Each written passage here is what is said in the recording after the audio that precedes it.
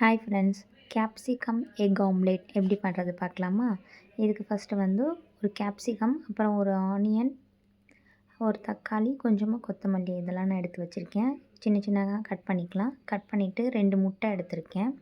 ஒரு பவுலில் முட்டையை உடைச்சி ஊற்றிட்டு நம்ம கட் பண்ணி வச்சுருந்த வெங்காயம், தக்காளி, கொத்தமல்லி இது எல்லாமே போட்டுட்டு கொஞ்சமாக உப்பு, மிளகாய்த்தூள், அப்புறம் கொஞ்சமாக இஞ்சி பூண்டு பேஸ்ட் போட்டிருக்கேன். இது எல்லாமே போட்டு நல்லா மிக்ஸ் பண்ணி வச்சுக்கலாம்.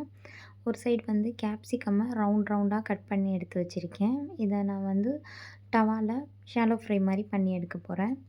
இப்போ வந்து டவாவில் நான் ஆயில் ஸ்ப்ரே பண்ணிவிட்டு ஃபஸ்ட்டு கேப்சிகம்மை வச்சுக்கலாம்.